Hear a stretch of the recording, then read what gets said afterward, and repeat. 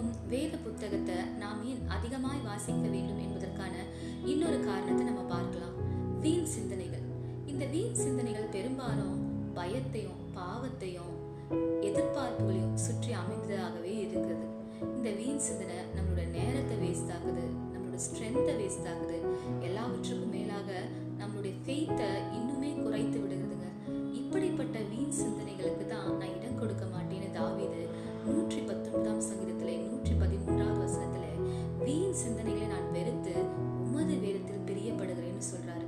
இப்படிப்பட்ட வீண் சிந்தனைகள் நமக்குள்ள எழும்பும் பொழுது அதை மேற்கொள்ளுகிறதுக்கான பலனை பரிசுத்த வேதாகமத்தை அதிகமா நம்ம வாசிக்கும் பொழுது நம்மாலே பெற்றுக்கொள்ள முடியும். மொத்தத்துல சொன்னா